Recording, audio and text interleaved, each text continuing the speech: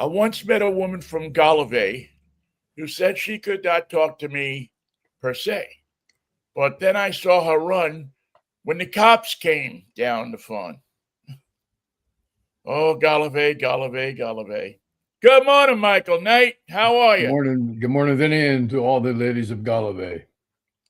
Yes, Galloway. That's one country over from Slovakia. They don't share a border, but they share a river. They don't share a border, but they share the River Mine, Mine, the River Mine, which is. So what river? Whose river is this? This river belongs. This river belongs to the United States. Oddly enough. So it's theirs. They say it's mine. Yeah, they say. Well, it never did, and then some strange reason, November 21st of last year, all of a sudden they said that the river belonged to the United States. Does it flow into the Gulf of America? Yes, that probably has something to do with it. Flows into the Gulf of America on one end and to the Antarctic Ocean on the other. That's a big river. That's some river. I wish it were mine. As the Grassroots once sang, the river is wide, the river is long now, water runs deep. You know. Oh, yeah. You remember the Grassroots? I do. I remember when they were a studio group invented by P.F. Sloan. Yeah.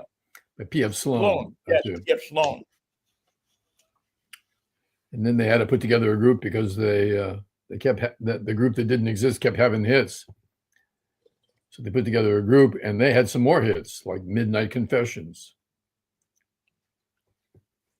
Funny how that used to happen. Started with "Where Were You When I Wanted You."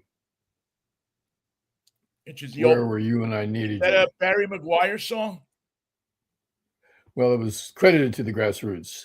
It was their first hit, but that was the studio version. I was thinking of "Where Were You When I Needed You," not when I wanted you. Where were you when I wanted you? Where were you when I needed you? Where were you? Where? Where were you when I needed you? That's it.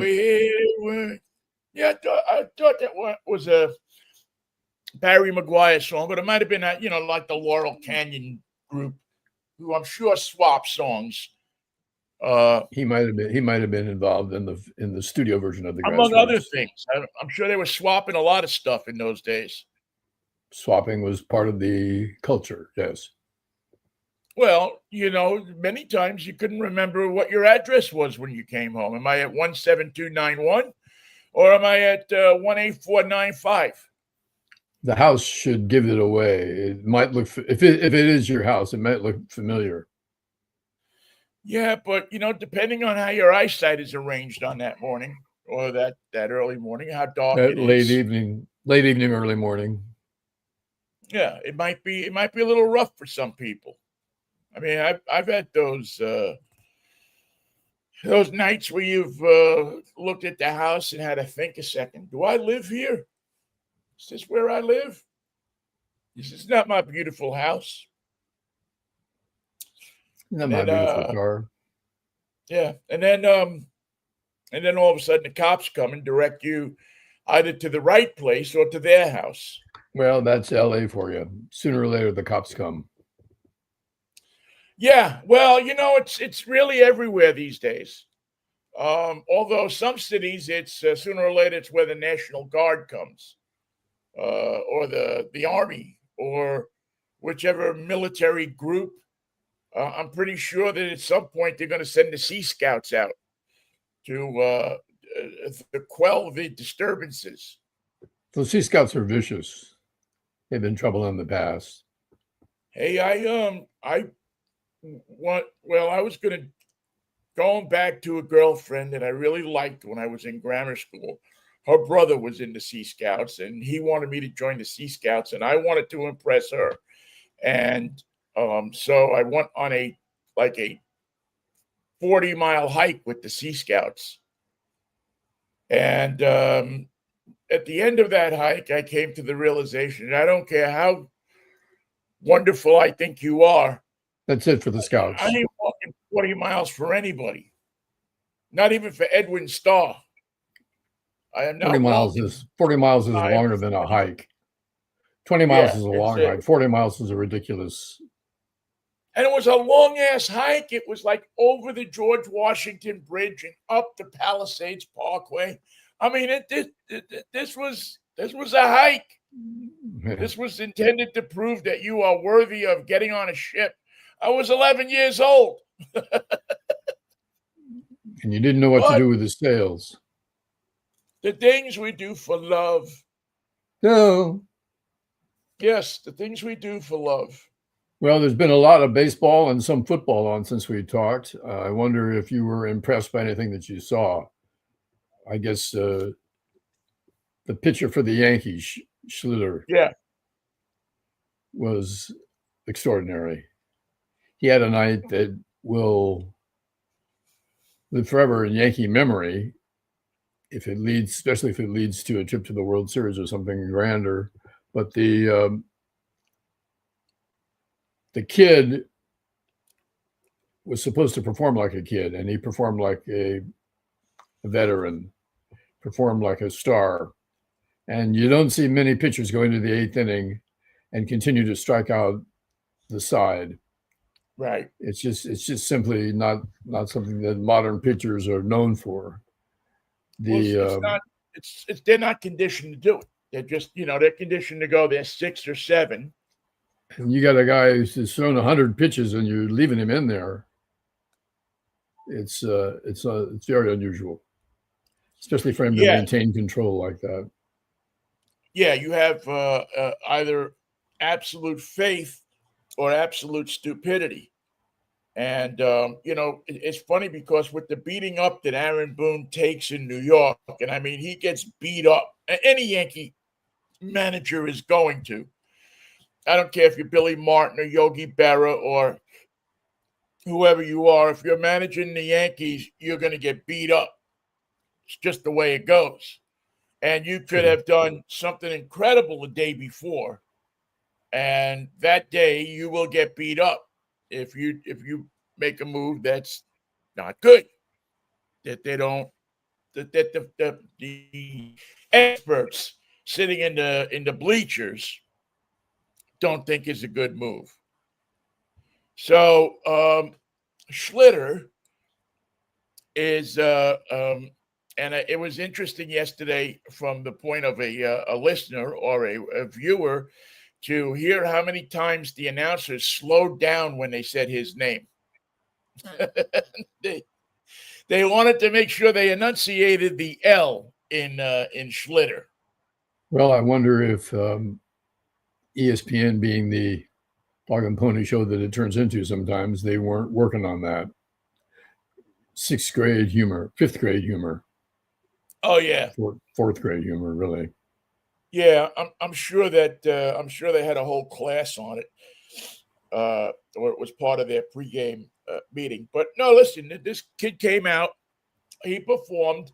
He was your non-typical looking Yankee. He's kind of kind of thin, and he just doesn't look like your typical Yankee pitcher. Who has that heft to him, and he just looks like a tall, skinny kid out of some high school. And that's the thing that gets me about all of these young kids is they all look like they're out of high school.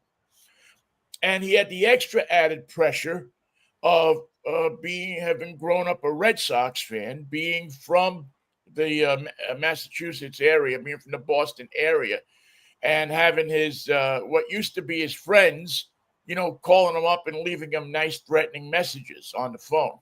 And that always gets your day going real well. I mean, there's always an extra beauty to that, when your friends can add to your enjoyment of what should be up until that point the best moment of your life. And he got some run support. He got the crowd on his side. and he put the Red Sox in a position that they haven't been in the postseasons very often, and that is unable to produce, unable to get a rally together, unable to put two hits together, unable to steal a base or work the count. They went down swinging. They went down on called strikes, and they went down 12 times. That's a lot of strikeouts in a playoff game. And there was even that moment. I'm forgetting who hit the ball, but there was that moment where the ball was hit to the first baseman, the Red Sox first baseman, and he kind of bobbled it for a second, and that opened up the gates to let some runs scored. And anytime you have a first baseman and New York, first baseman for the Red Sox and New York involved in any kind of thing that they can put them together, whose name Buckner. comes. Bill Buckner. Yeah, and I mean, they're not even going to leave this guy alone in death. He's going to forever be that, that punchline, that joke, that reference. But I got to say, it's when that play happened, I was watching it live. When that play happened, I immediately thought of Bill Buckner. There you go. Because it did come at a key point in the game where it opened the floodgates for the Yankees. Listen, the Yankees are the Yankees. You can't take them lightly in the first inning. You can't take them lightly in the bottom of the ninth with two out and nobody on, and two strikes against you. You just can't take that team lightly. Everybody on that team is quality. There's nobody on that team that's not is somebody. Maybe except for Schlitter. I mean, Schlitter, he's somebody today. He wasn't somebody when he started that game. No, it wasn't. But that's the great thing about, people will say it's the great thing about New York, but it's the great thing about anywhere. If you go out, you perform like that, you meet the moment of the fans wherever they are. And now they love you. Yeah, they're going to love you until until you screw up. It must have been a thrill for him, though. I was thinking about this as it was happening. There was a point where they were, the creatures out there in the bleachers. They were saying his name like they always, da da da da, and they were doing it, I believe, while he was still in the game. And I was just thinking of that. I mean, how cool is that? That you're on the mound. I mean, you're a baseball guy. Obviously, if you got this far in the game, most people, not all, but most people are baseball people, and that are out on the mound, and they are going, and that's going to, impress them and impress upon them. What a moment that is with those guys chanting your name like that. Got to be, I mean, it had to just be something that he'll love for the rest of his life. He'll never forget that. This puts him into the starting rotation for the remainder of this season, postseason, and for next year. We'll see if he can maintain the excellence that he brought to this playoff game. See if he remains a pitcher of quality and that earns the respect of the rest of the league. He's certainly showed Boston how he can play, but Yankees have had some pitching problems with injuries, and they could use a starter that can last the season. Well, right now the Yankees are worried about next up.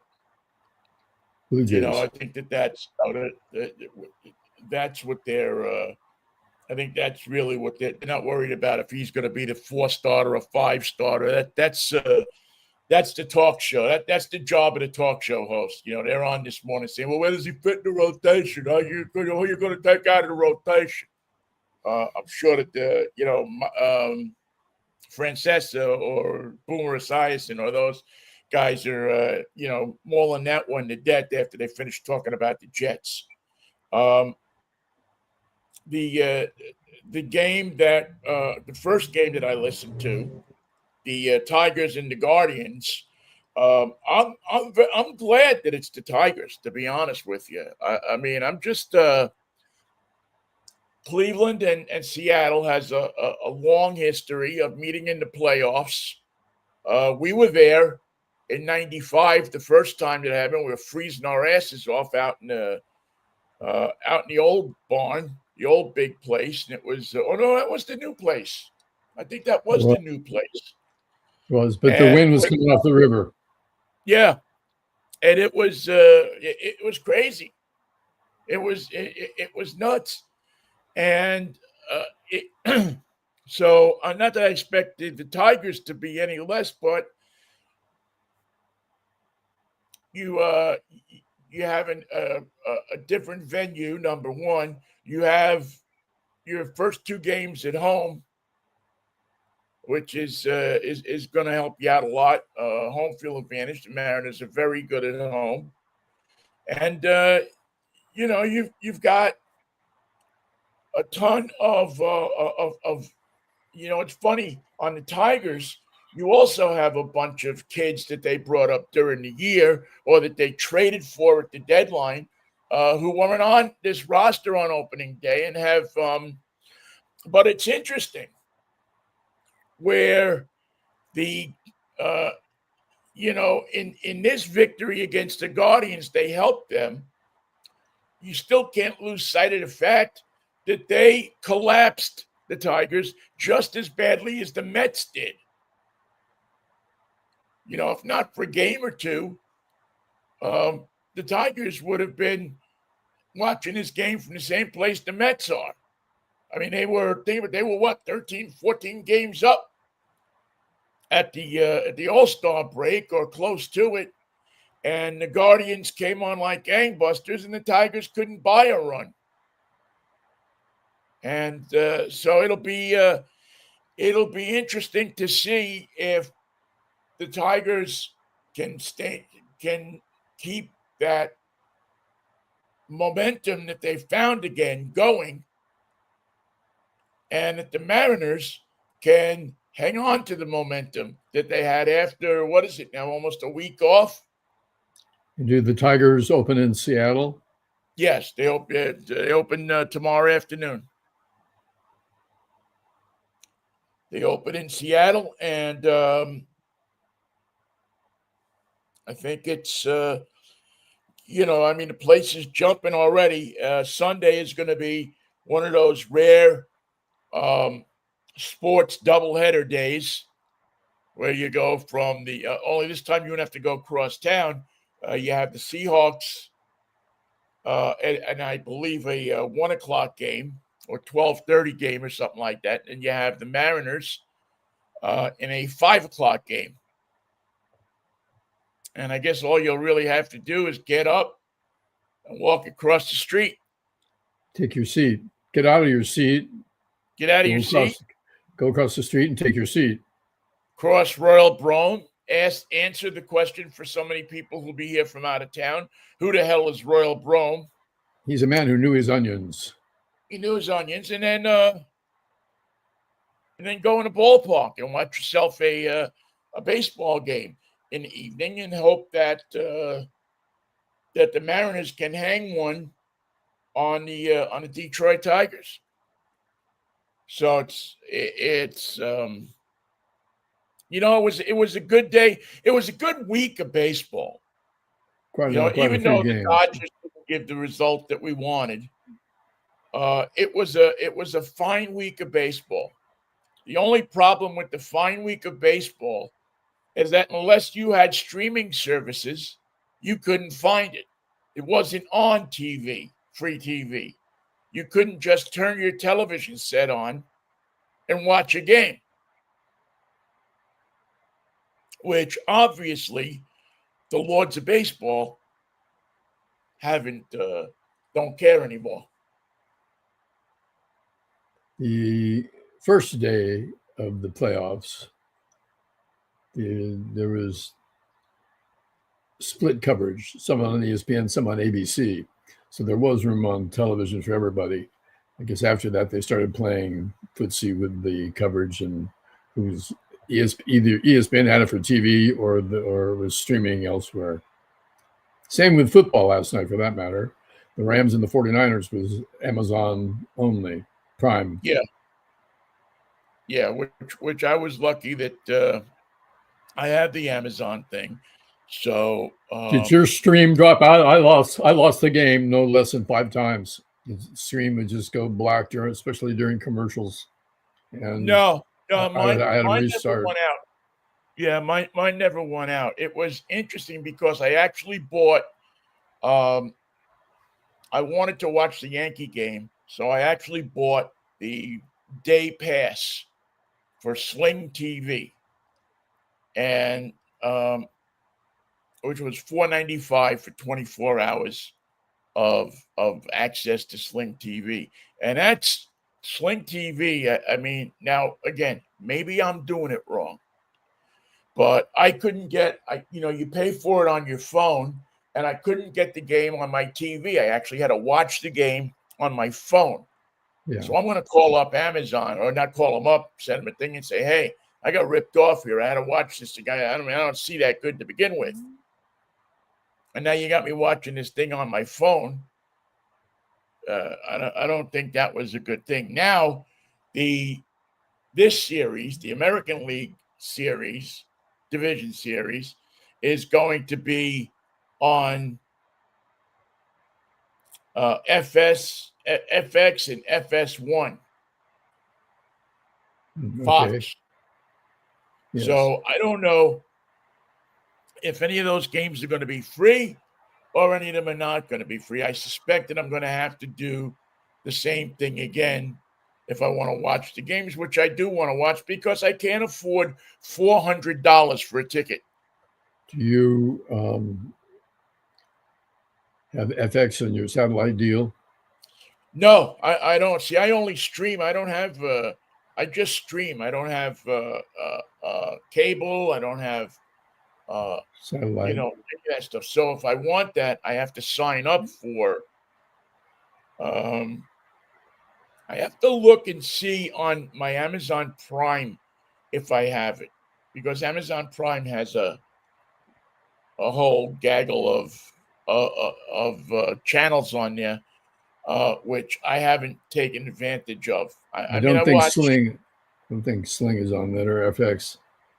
Yeah, I don't know if Sling is on it. Sling does not have local channels. I found out yesterday also, because I wanted to watch. I figured, what the heck? I may as well take a shot and watch something else. And they don't have like ABC, NBC, CBS locally. There's another service that has that. It's really kind of screwed up, actually. Television now. Younger people in us may be okay with this, but I'm really having a difficult time navigating something to watch a TV show, and it gets me. How would I say it? Frustrated and confused. I mean, I don't have a lot of patience to begin with. Maybe it's because the government is shut down. There's no one in an official office somewhere in an official building standing by waiting to help you. There's no one from the government ready to assist you in your journey through the streaming sites. Shouldn't I be able to call the senior center and they can help me out? They'll tell you where an old men love baseball switchboard? Might be someplace to go, like a cooling house. When it gets really hot, there's a cooling place to go. Right. For you folks that can't tune into the game, go to the cooling house, and Vinnie will be there at the door to greet you and instruct you how to get your device to receive the game. You'll see it'll work out beautifully.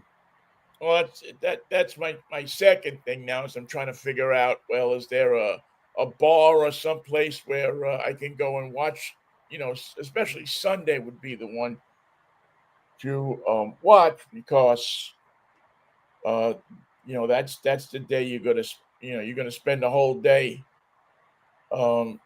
attached to the TV set.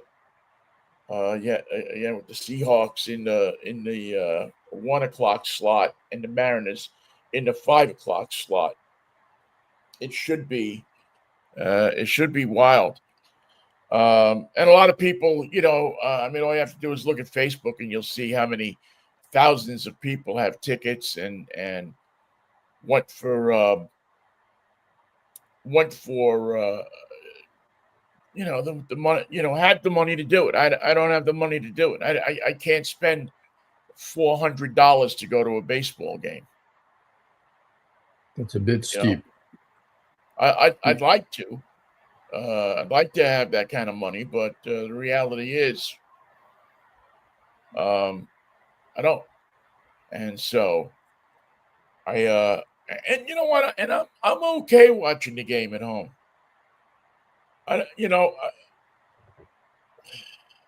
With all the distractions at the ballpark, it's sometimes preferable to Yeah, have I the get to ability to watch. concentrate.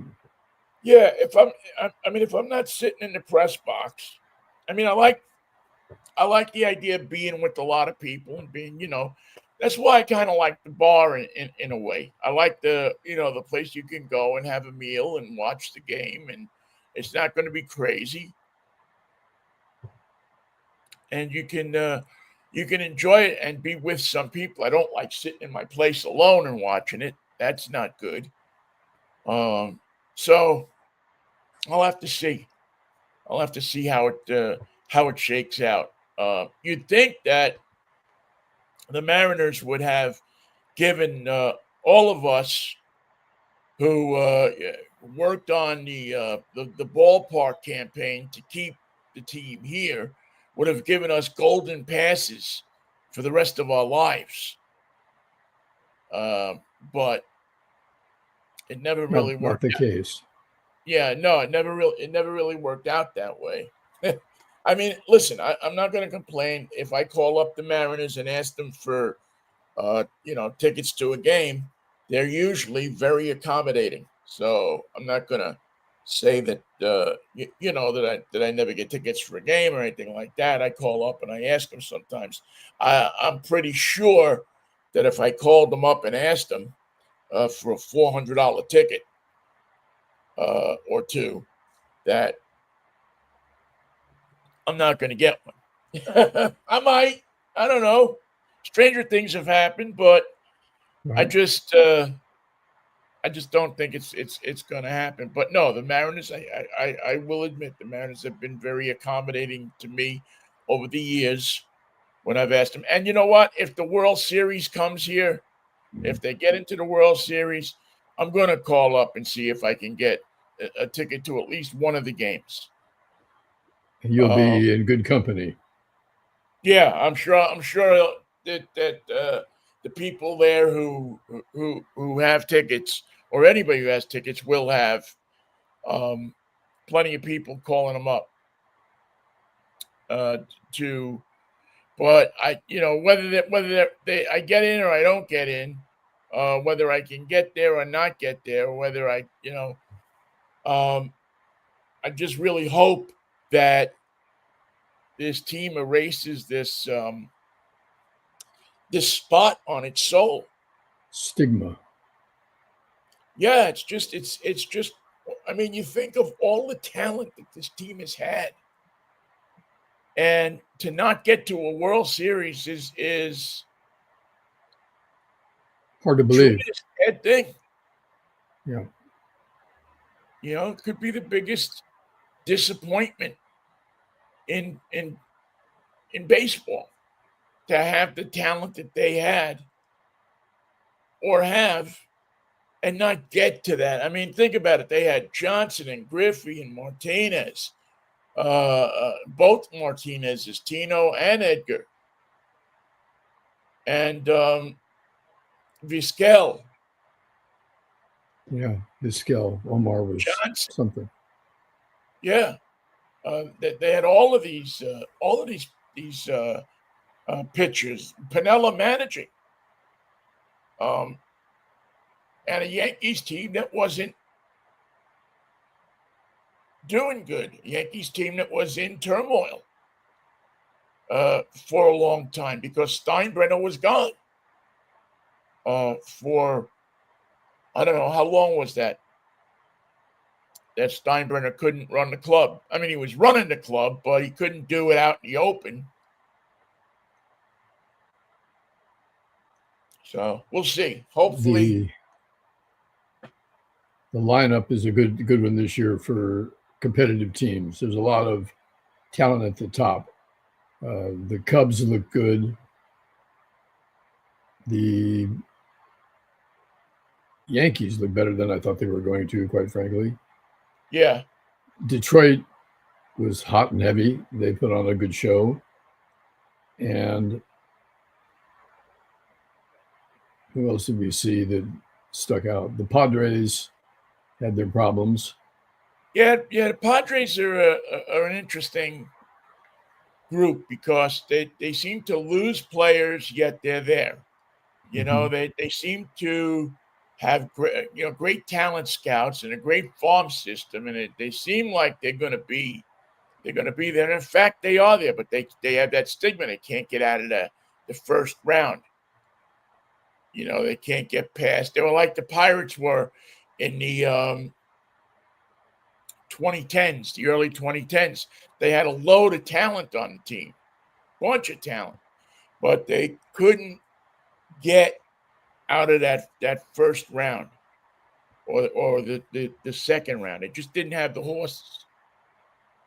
They had some horses, but not ones that could run. They had a lot of glue factory. They had a lot of plow horses, right? Not race horses. They had plow horses, but they didn't have any mudders. Well, the 49ers are in that situation because of injuries. They went into last night's game against the Rams in LA with a clear disadvantage in terms of who they brought to play the game. The guys that got off the plane who were well enough to dress for that game were not the usual lineup that you see in the 49ers. All the big names were missing. They had Christian McCaffrey. That was good. They didn't have any of their other wide receivers or tight ends. And they put together a fascinating game that showed their strengths. Juszczyk played well. The wide receiver and tight end substitutes played well.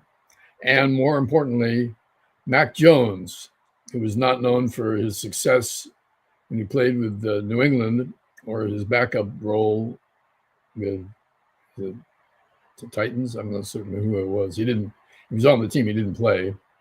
Yeah. Was in charge last night, as he has been for this is his third game. And the guy he put on a great show. He threw a great game. He sustained a number of hits. The calls were not accurate in terms of roughing the passer a couple times because he got roughed. He got roughed up good. Yeah. His knee, his back, the whole shebang. And yet he pulled through and led that team in the overtime and extraordinary level of performance for a backup quarterback to take on that much of a job and succeed at that level. It was heartening to see, and it was something that he's been prepared for his whole career, but never had a chance to show that level of talent. This is new territory for Mac Jones in terms of those who have watched his career. You haven't seen him play like this. I thought it was an impressive performance by, I thought it was a little screwy in toward the end, but the defense came up with the ball when they had it. I mean, they knocked that ball out of I forget which Rams' hands it was in, but boy, oh boy, talk about key plays and key defense. You're about to lose the game, or at least you're about to to put yourself in a position where it would have been nothing short of a miracle to win it. And you got your miracle. I mean, you got your miracle. You got somebody. And then followed a minute later by another miracle when they stopped them. The Rams were 4-1, 4th down and 1 to go, and they got stopped again. Yeah, and the game was over. and don't sell the Rams short. I mean, that's a pretty decent team. Matthew Stafford is not a joke or a has been, man. And it was They got a good sling. matchup. They were both 3-1. There was no reason to give the advantage to anyone except give it to the Rams. They had their starting lineup, and the 49ers did not. Right. And so I was, but I was impressed with what the 49ers did last night. Especially, like I say, I didn't watch the whole game. I came in kind of toward the end of the second quarter, and was kind of going back and forth. I had the two screens in front of me, and I was kind of going back and forth. Kind of like the old split screen days. And I also found out that my reaction time isn't the same anymore. Going from screen to screen with the yelling, the announcers and the way they pick up their voices. It took me a second to figure out where's that coming from? Where's that coming from? Where's that coming from? But it was nice to feel sports crazy. Michael, I mean, I don't know. It's been a while since I felt like that. It's been a while since I felt that much passion for teams. But I'm very passionate about the Mariners. I mean, I'm very, very on board and faithful that they're going to go to the World Series. Almost to where now. Listen, obviously, I've been wrong before. I thought the Sonics were going to the finals and we're going to win it all a number of times. Well, in these playoff games, you got to win that first game. It's always so important. Always the way the story you want to evolve has to begin. Chapter 1, win the first game. If you have to catch up, you're fighting the odds the rest of the way. You're never gonna have the advantage.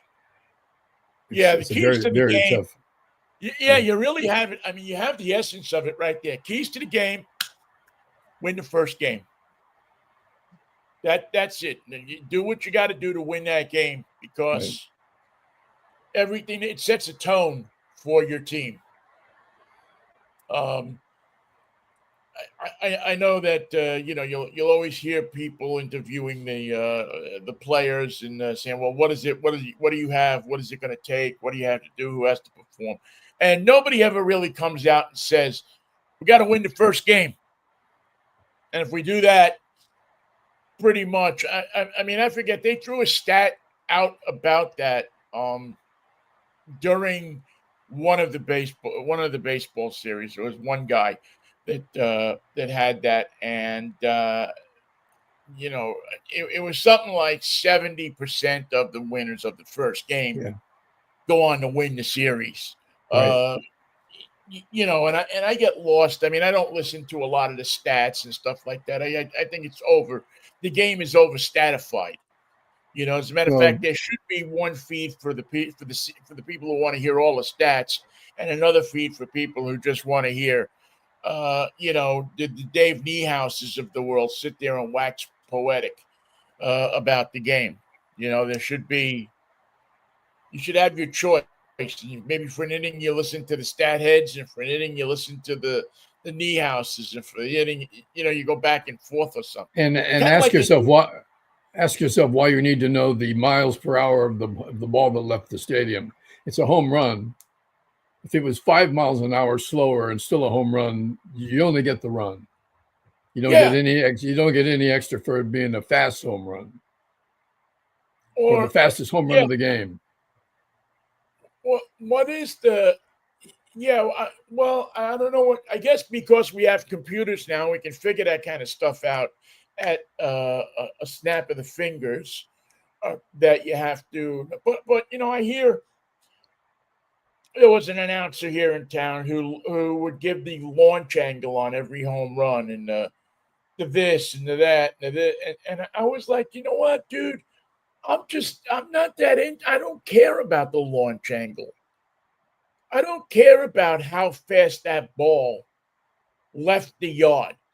I can tell what a hard hit ball is, and I can tell what a soft hit ball is. and I can tell that that this guy can hit the ball a ton, and I can tell that this little short guy didn't hit the ball that well, but it did what it was supposed to do. The only home run stat that came close to being important or worthy of the mention was Shohei Ohtani's monster hit to right field. I don't know if you saw it, but it went over 450 feet and nearly left. I saw that. It was some home run. It was one hell of a home run. Yeah, and listen, but could you imagine if they had launch angle when Babe Ruth was around, or Ted Kluszewski? Ted Kluszewski had a launch angle like you couldn't believe. 20 degrees. How about the lowest launch angle? How about a line drive that just goes right over the fence? It's crazy. It would be great. I couldn't imagine the announcers in those days just giving those kind of stats out. But again, we live in a different world. Where 10 rows deep in the bleachers in left field is not enough. It's just not enough information for these people who need to know the angle. Sure, left field, but what's the angle? Yeah, you're exactly right. It's great that he hit it that far. But it's okay if I know he went 10 rows back. I don't have to know that it's 439.6 inches. There's this commercial that they run on, I guess it's MLB TV. And it's for Google, who does all these stats, StatCast. And they're telling you about one stat where somebody who taps the plate with their bat 3 times when they come up to bat is more likely to hit a 2-run home run or a this or that than the people who tap their bat twice. Or the non-tappers. The non-tappers. I stand against tapping my bat. Now, it's funny that they would mention that, but it's also kind of sick. I mean, if that's what you're looking for if that's what you're looking for when you go up to,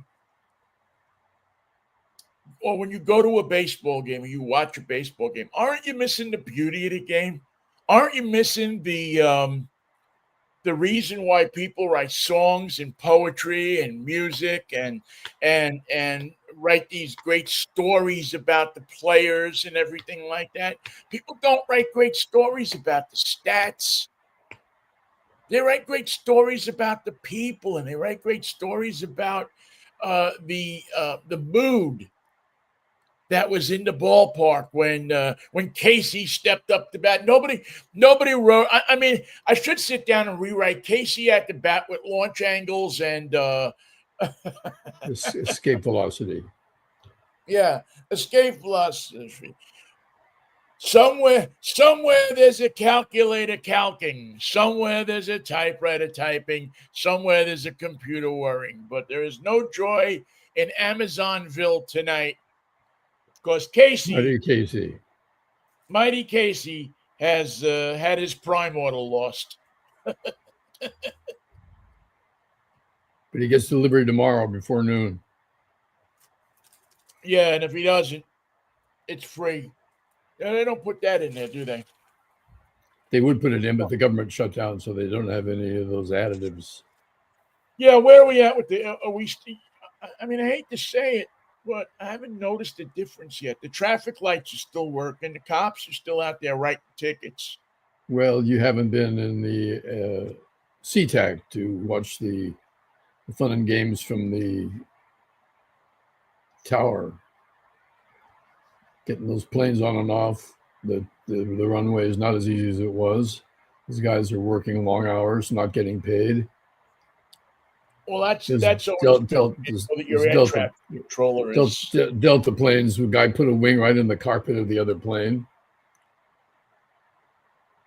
Really? Put his wingtip through the cockpit of the other plane. 2 In the Delta last day flights. or so? Yeah. Wow, because I know they did that like 2 weeks ago or a week and a half ago. They hit um, one wingtip went into the back flap of another. So, yeah, I can see that happening. I mean, how much can you expect out of people? Well, you I can mean, people expect are that the dedicated. system breaks down. You got to have an accident somewhere in there. Yeah, I mean,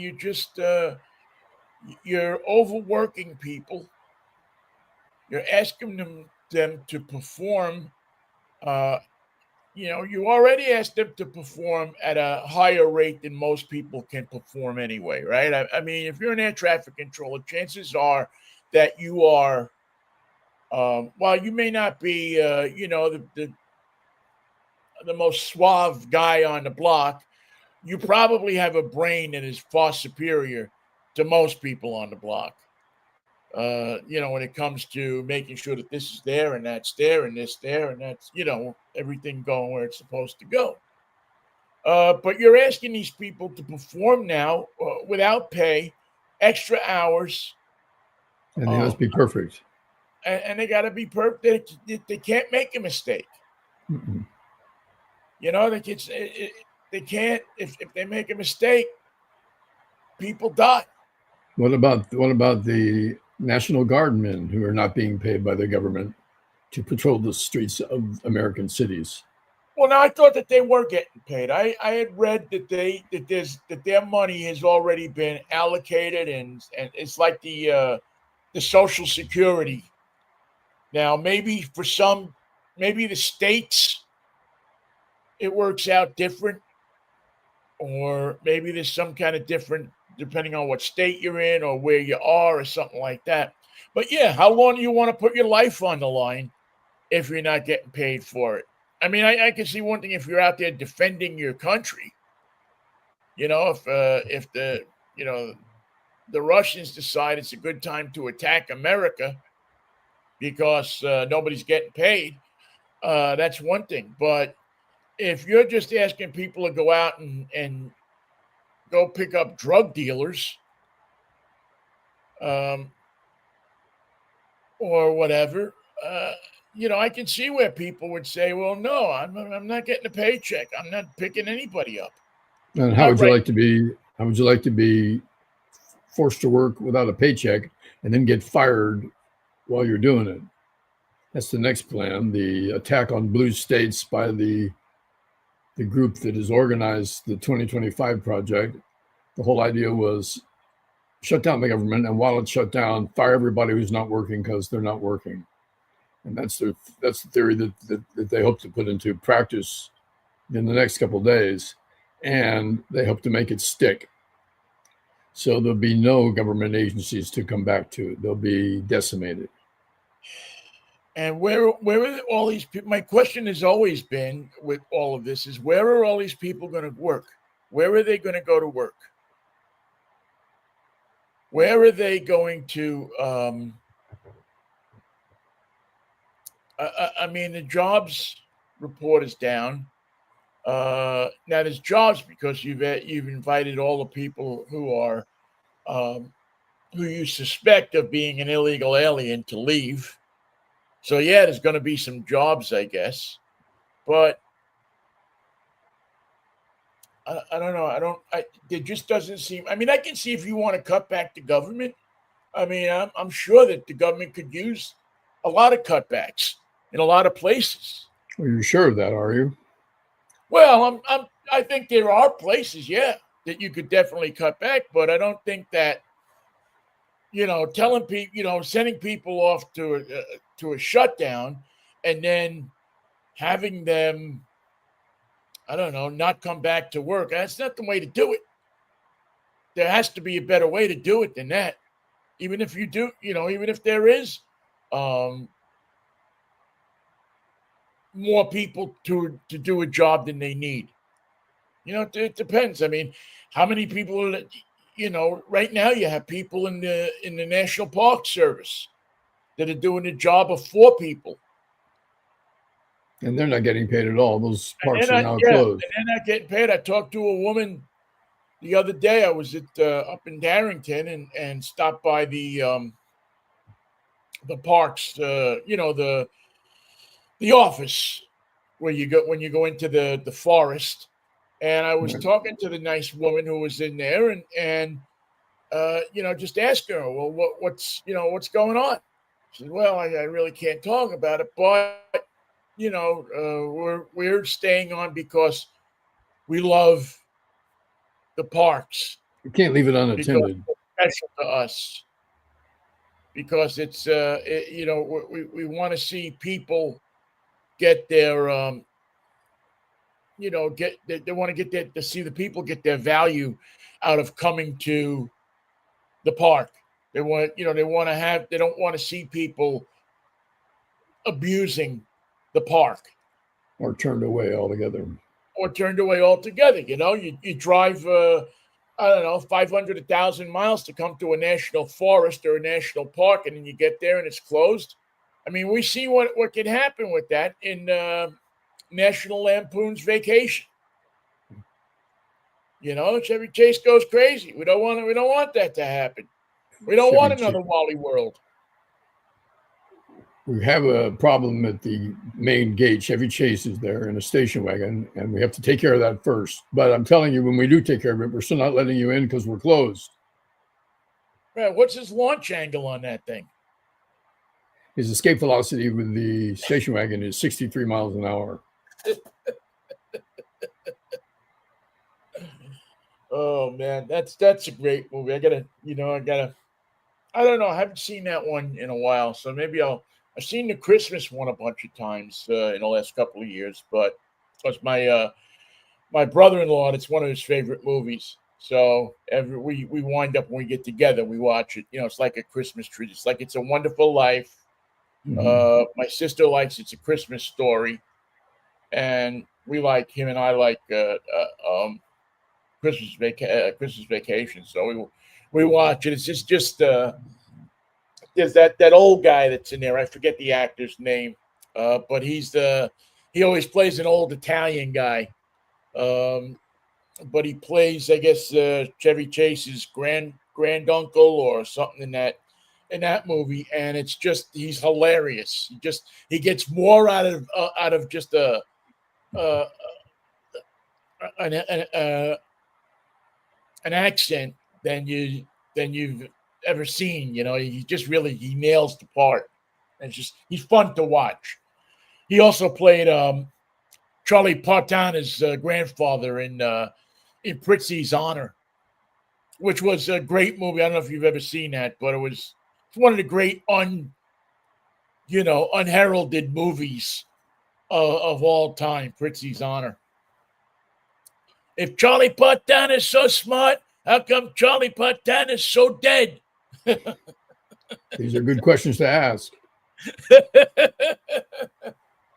Difficult to answer. Uncomfortable answer. Yeah. It is. There's always the one thing good about having all the streaming services. They do have some movies on there that you haven't seen in a long time. So if you have the patience to go through their 300 or 500 movie catalog, you can usually pick out a few things that are be worthy of your time. Yeah, that are tasty, especially if you have Prime. They have the TBS, not TBS, TNT. No, not TNT. TCM. Thank you. The Turner Classic Movies, which is the best movie channel on television. Right. And because they just have just great stuff that you never see anywhere. Hey, Vinnie, what are you driving this week? What am I driving this week? Let me see if I can actually. I put a little film in here, and let's see if I can make it work. Okay, Because I try to make these things work, Michael, and a lot of times, yes, maybe we can't. Maybe we'll have this thing working for us. There we go. Add that to the stage. And look at that beautiful car. Is that a gorgeous car, Michael? That is a 2025 Toyota Corolla GR4. Now, GR stands for Gazoo Racing. So, this little puppy, and you'll notice by the 3 exhaust pipes in the back that it's got a little something going for it. And the GR4 Corolla is pushing out over 300 horsepower out of a 3-cylinder engine. 3-cylinder? So to say this thing is fast is a complete understatement. But this is a car that is built for rally racing. It's built for that long stretch of country road that has a lot of curves in it because it hugs the road beautifully with its all-wheel drive. Now, this one happens to be an automatic. They also have a stick version. It's one of the only cars left that you can get with an automatic or a stick. Wow. And so it's unassuming looking. I mean, it's got the spoilers on it, but it's got special suspension that's built for road rallies. It's got different drive modes that takes you all the way from economy, where you probably get 30 miles to the gallon, all the way up to custom, where you can actually adjust the shocks and the suspension and the engine to suit the kind of driving that you're doing. There you go. And it's fun to drive. It's really just a lot of fun to drive, especially when you switch it into those different modes. You really get it's a lot of satisfaction. I mean, it's not a car for everybody, obviously, but I got a chance to drive it at that event that we went to a couple of weeks ago, and now I get to spend a week with it, and it's just it's one of those cars that you'll see it at the. I'll take it down to Dick's Drive-In tomorrow night, or I'll take it over to Cars and Coffee on Saturday morning, and everybody will gather around it and look at it and admire the 18-inch Firestone tires it's on, or the brakes that say Gazoo Racing, and all of the different things that are on this car, that make it different from just a regular Corolla. But there's something to be said about when you can go into a showroom and you can buy a car like this instead of having to go out and buy everything yourself, void the warranty, and and possibly put yourself or other people in danger. The Toyota engineers are looking at this car and they're building it with their knowledge. And I don't care what kind of garage mechanic you are, you don't know more than the Toyota engineers, even though your friends on Facebook may tell you you do. You don't. You don't. It's like it's like the same person who talks about being a they know everything about vaccines or being a doctor or that kind of thing. So it's a fun car to drive. I'll have a full review on it. We'll have a little more of a look at it tomorrow morning on drive time, which will be at 11 o'clock. And I'm having fun anticipating a week of just a lot of fun driving in this hot rod. This little hot rod, man. It is looks like a spirited little vehicle. Yes, it's red too, so that we are sure that the state patrol, which is on increased emphasis patrols this last weekend and will be again this weekend, will be happening. And it's my favorite time of year, October, because at the Little Apple Cider Stand up on I-5 as you head up toward Mount Vernon, they have fired up, and I know this for a fact, but I got there a little late last week. They fired up the sauce. They have fired up the apple cider donut machine. Ooh. And I know you can get apple cider donuts at Trader Joe's. I got some. but they are nothing like the apple cider donuts. They come fresh and hot out of that machine with the cinnamons, shaking on them. Wow. It smells for blocks around the apple cider's barn, the big barn. And if you get a chance, go up there and stop by and grab yourself a box of or a bag. I think they sell them of the apple cider donuts. Yeah.